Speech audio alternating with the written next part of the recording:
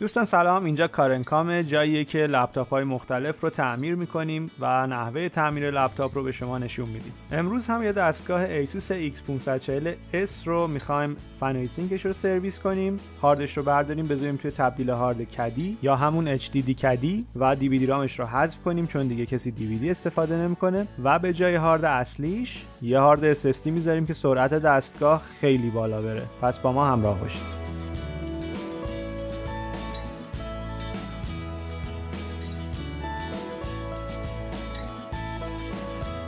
خب پیچه زیر دستگاه رو باز می‌کنیم و با احتیاط قاب سی دستگاه رو برمی‌داریم، اما قبل از اینکه کامل این کارو بکنیم باید احتیاط کنیم چون دو سه تا فلت هستش که قبل از باز کردن کامل قاب سی باید به اونا توجه کنیم و کانکتورهای اونها رو باز بکنیم از روی مادربرد.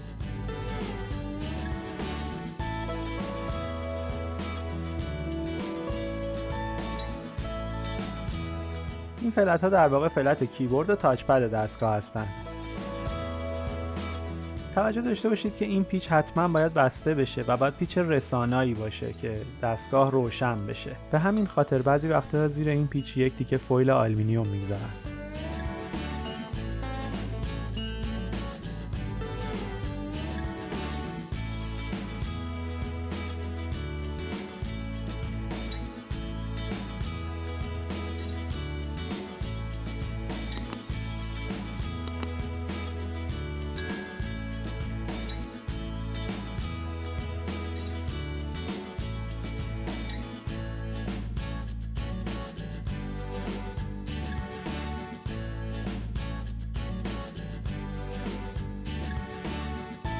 این کانکتور هارد و اپتیکال درایو دستگاه هستش که با یه حالت سوکت توری به مادربرد متصل شده و این سوکت ها پین دارن. باید این برد کوچیک رو خیلی با احتیاط و آروم به سمت راست بکشید 4-5 میلیمتر تا آزاد بشه.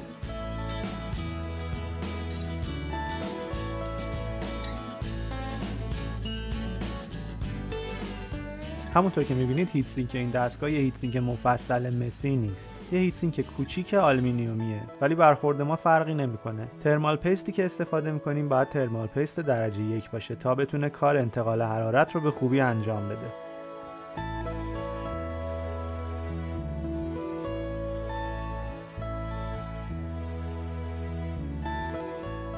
موقع جاگذاری مجدد مادربرد حواستون به کانکتور باتری باشه. البته هر کاری که میکنید بایستی باتری رو در بیارید قبلش، ولی چون ما اینجا میدونستیم باتری به صورت کامل دشارژ هست به دستگاه آسیبی نمیرسوند و بنابراین ما باتری رو در نیاوردیم.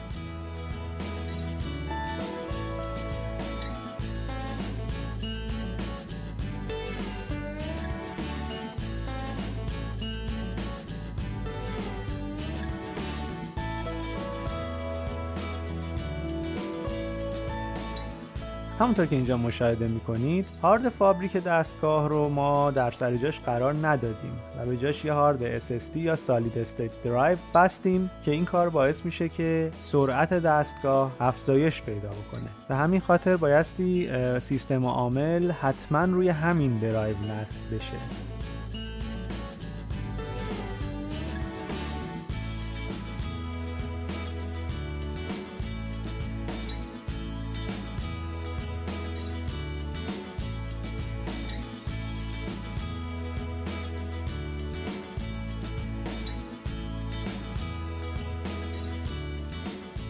این هم یه تبدیل موسوم به HDD کدی هستش که هارد دستگاه یعنی هارد فابریک دستگاه داخل این قرار میگیره و مجموعه این تبدیل و هارد داخل فضای CD رام دستگاه نصب میشه و با این ترفند یوزر هم امکان استفاده از یه هارد سریع SSD رو داره و هم از فضای بسیار زیاد یه هارد HDD معمولی استفاده میکنه و فقط با این کار DVD رامش رو از دست میده.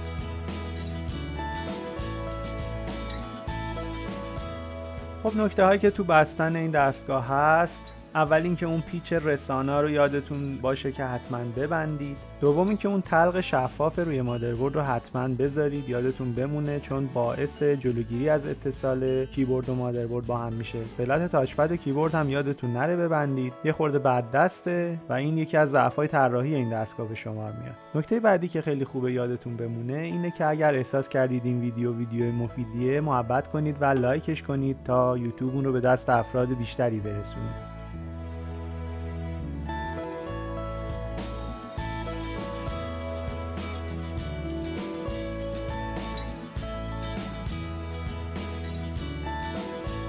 ممنون که تا انتهای ویدیو همراه ما بودید. لطفاً کانال کارنکام رو سابسکرایب کنید.